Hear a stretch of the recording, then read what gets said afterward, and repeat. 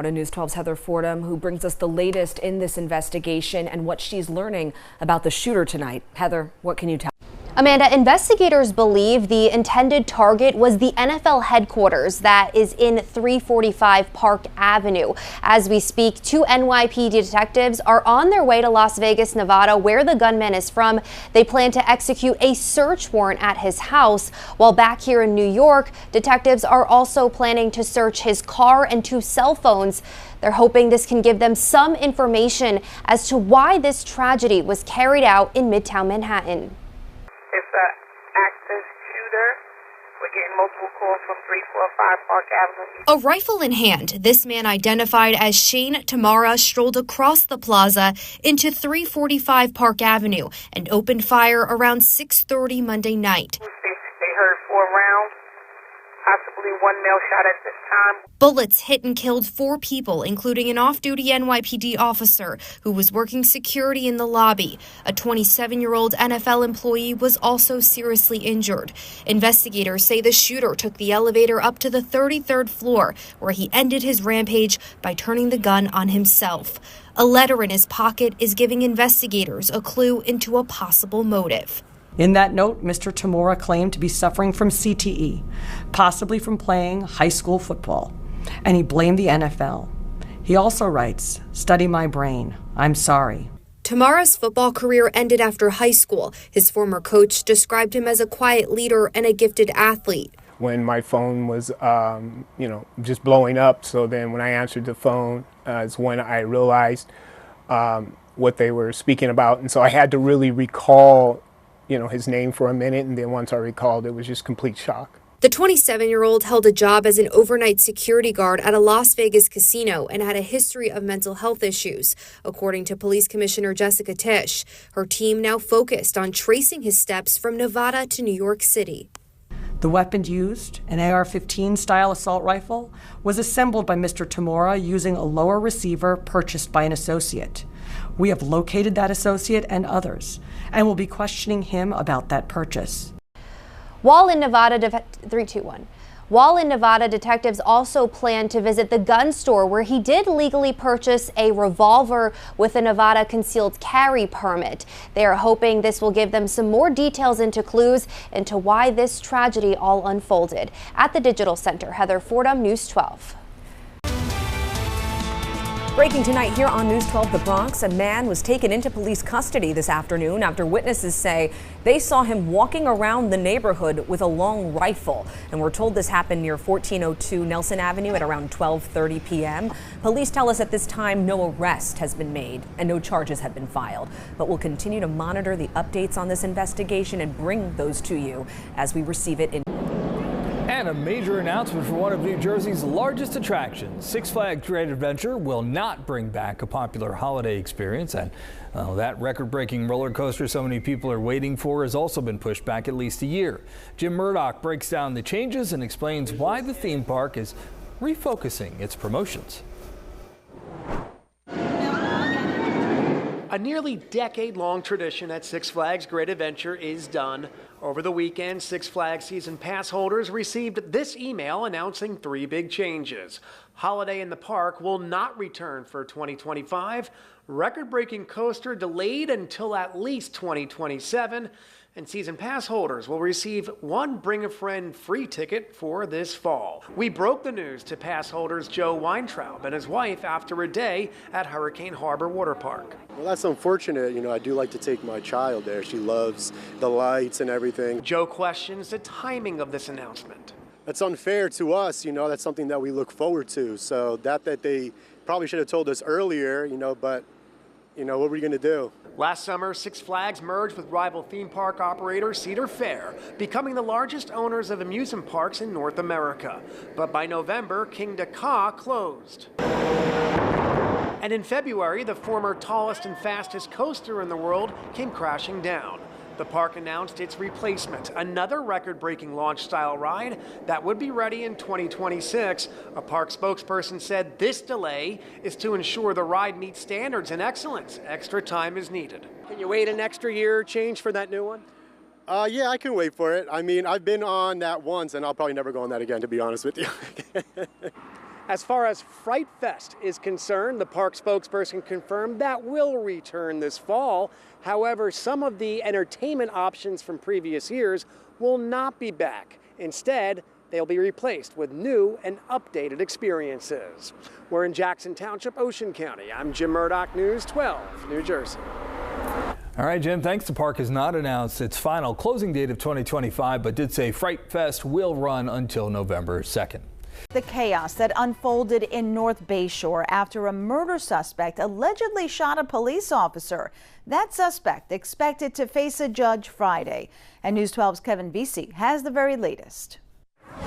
Doesn't shock me, but it bothers me to know that there's somebody like that in this neighborhood. Claude Ellis lives steps away from this home on New York Avenue in North Bayshore, where police arrested 48-year-old Nieves Reyes this morning. Exclusive News 12 video shows him being led away.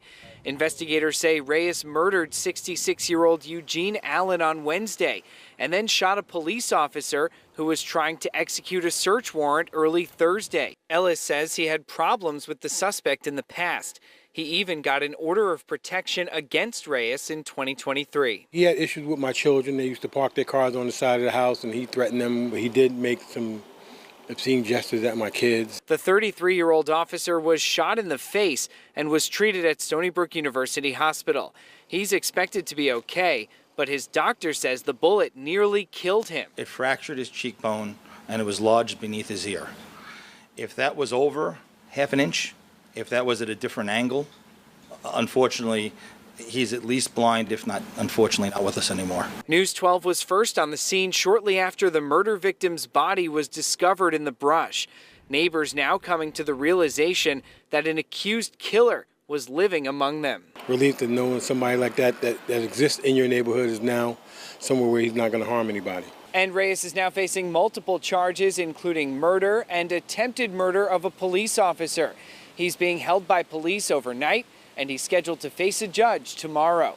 In North Bayshore, Suffolk County, Kevin Vesey, News 12. A firework explodes in a 12-year-old boy's hand in Middletown. He's seriously hurt, and tonight we're hearing from a witness who saw it happen. Blaze Gomez has this story. A lot of kids nowadays just get a hold of these TNT sticks, basically, and boom. Matthew Ortiz says he heard a loud blast Tuesday afternoon and then screaming outside his home in Middletown. I see two women running, and then I came out as well. There's kids that have been lighting fireworks here nonstop. News 12 was there for the emergency response around 5 near Ashley Avenue and Emma Avenue after authorities say a 12-year-old boy was seriously hurt by a firework. Ortiz says the young victim was playing on his bicycle when it happened. A young boy had lit a firework, put it down, picked it back up, and dismembered his fingers. The 12-year-old was loaded onto a stretcher and rushed to a medical helicopter waiting to take off near the scene. Officials have not yet released an update on his condition. I seen the stretcher they put him in. It's unfortunate that happened. Neighbors say it's a harsh reminder of the dangers children can face when playing with explosives, no matter how small they may seem. In Middletown, Orange County, Blaze Gomez, News 12. How does free daycare sound? Soon, it'll be reality for tens of thousands of families. Today, Governor Lamont unveiled the state's new universal pre-K program. News 12 Connecticut's John Craven here with everything you need to know, all new. Well, only some families will qualify for free child care, but everyone will get a discount.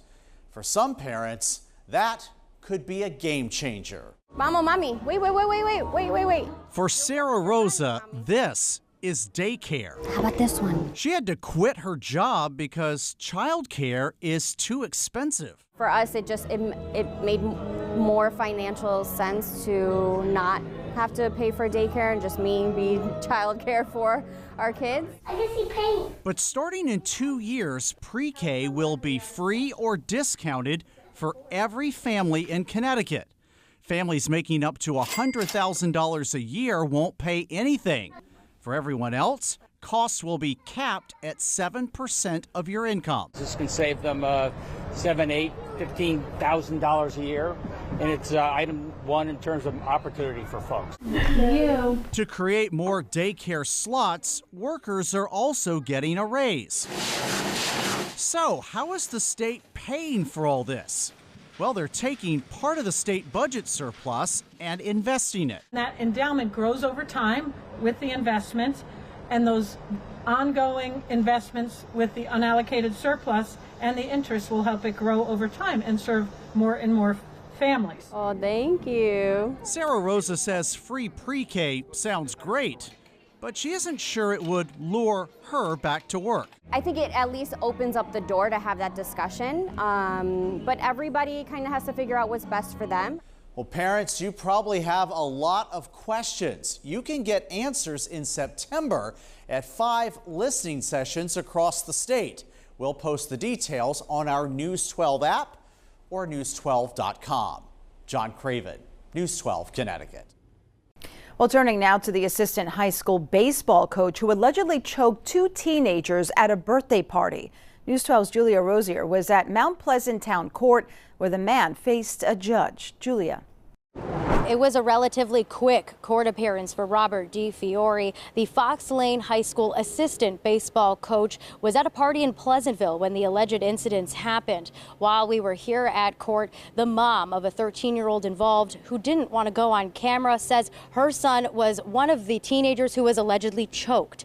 She was in court and wants to remain anonymous, but told us this unfolded on Sunday. She says the kids were throwing candy around, having a good time, and some pieces hit DeFiore, who was the DJ at the party.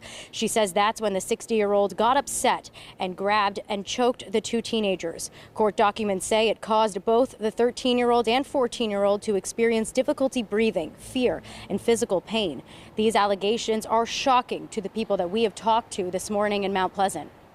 I can only imagine what those parents are going through. Horrified, absolutely horrified and somewhat frightened. And that was Julia Rosier reporting. Now, News 12 reached out to the Bedford School District, and they tell us that they are aware of the allegations. They say DeFiore is a seasonal employee and is not currently coaching at the school.